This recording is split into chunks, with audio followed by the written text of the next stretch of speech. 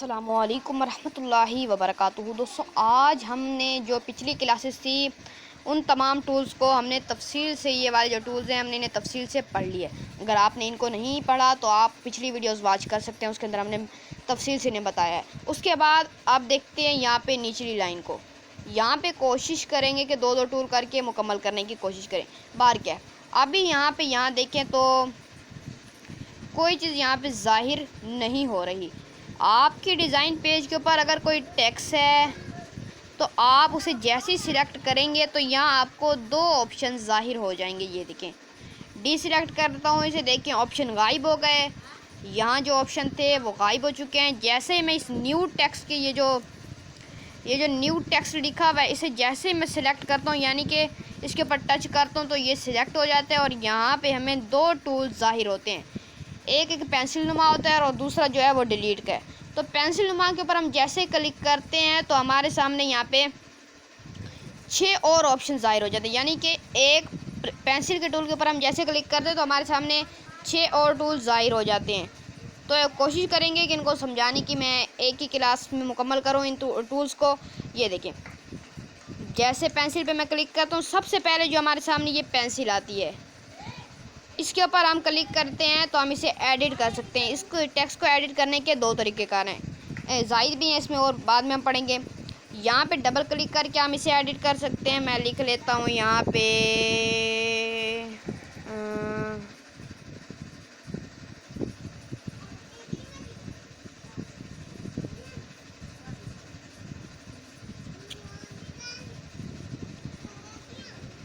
Hammad technical solution, ठीक है, मेरे चैनल का नाम आ चुका है। अच्छा, अब ये देखें, इसके ऊपर हम डबल क्लिक करके भी इसे एडिट कर सकते हैं और यहाँ जो पेंसिल का ये टूल है इसके ऊपर क्लिक करेंगे तो तब भी ये एडिट हो सकता है। उसके बाद जो हमारे सामने पेंसिल के इस टूल पे क्लिक करते हैं तो जो हमारे सामने दूसरा टूल आता है वो है जी डुप्लीकेट। डुप्लीकेट के ऊपर जैसे हम क्लिक करते हैं तो ये देखें, ये टेक्स्ट डुप्लीकेट हो गया है। फिर सिलेक्ट करके दो तीन डुप्लीकेट्स आपको करके दिखाई देता हूँ। ये देखें, ये डुप्लीकेट, ये डुप्लीकेट, ये डुप्लीकेट, ये डुप्लीकेट।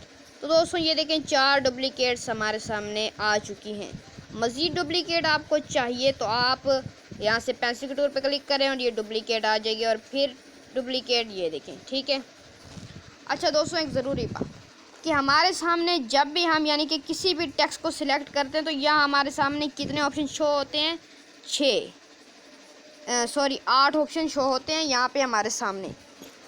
यहाँ पे मैं एक इमेज लेके आता हूँ, यहाँ प्लस के टूल पे क्लिक करता हूँ, फ्रॉम गैलरी से एक इमेज लेके आता हूँ भाई, ये ठीक है। अब ये मैं यहाँ पे इमेज ले आया हूँ।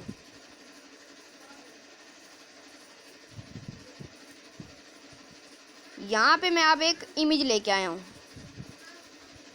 आप दोस्तों के सामने जो मैं इमेज लेके आया हूँ, इस प्लस टूल के ऊपर हम जैसे ही क्लिक करते तो आप हमारे सामने पहले यहाँ पे टेक्स्ट के दफ़ा जो हमारे सामने जो टूल्स यहाँ पे शो होते थे वो 8 होते थे।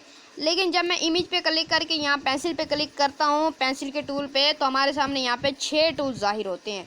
इस बात को याद रखें कि टेक्स्ट के यहाँ पे ज़्यादा टूल्स हैं और जो इमेज है इसके हम बाद में मज़ीद टूल्स पढ़ेंगे। अभी हम टेक्स्ट की कैटेगरी को, यानी कि टेक्स्ट के ऊपर जैसे हम क्लिक करते हैं तो हमारे सामने जो ऑप्शन आते हैं उनको कंप्लीट कर रहे हैं। उसके बाद हम ये बाद में देखेंगे।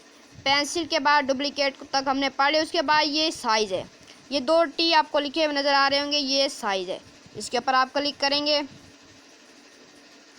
तो यहाँ से आप इसके साइज़ को बड़ा या छोटा कर सकते हैं।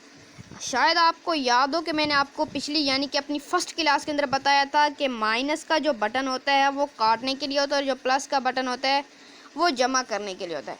इस ऐप का ये बहुत ही कमाल का फंक्शन है कि भाई आपने अगर 1 2 यहाँ देखें, इस जानिब तवज्जो दीजिएगा। ये जो लिखा पड़ा है ना साइज़ के ऊपर, ये 60, इसके ऊपर तवज्जो दीजिएगा।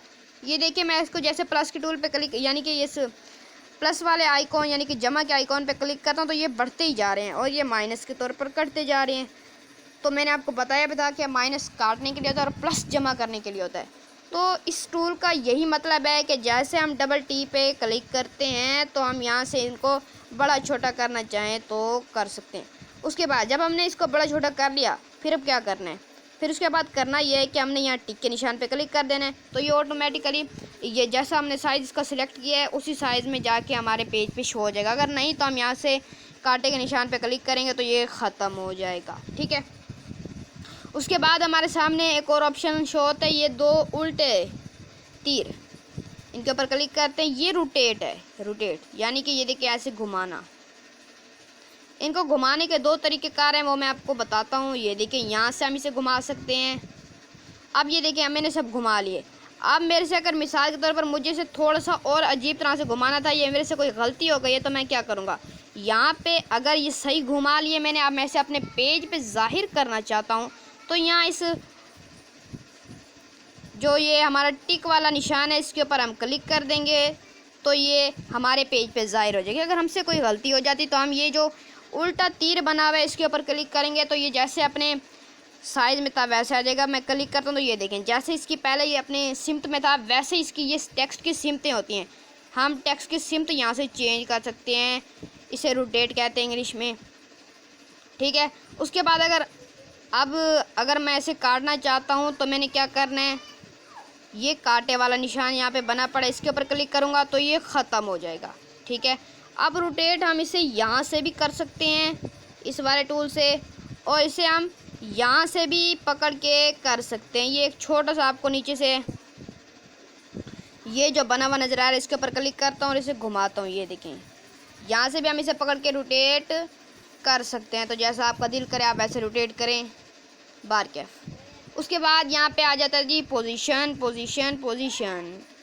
पोजीशन के ऊपर हम क्लिक करेंगे तो यहाँ से हम इसकी पोजीशन सेट कर सकते हैं।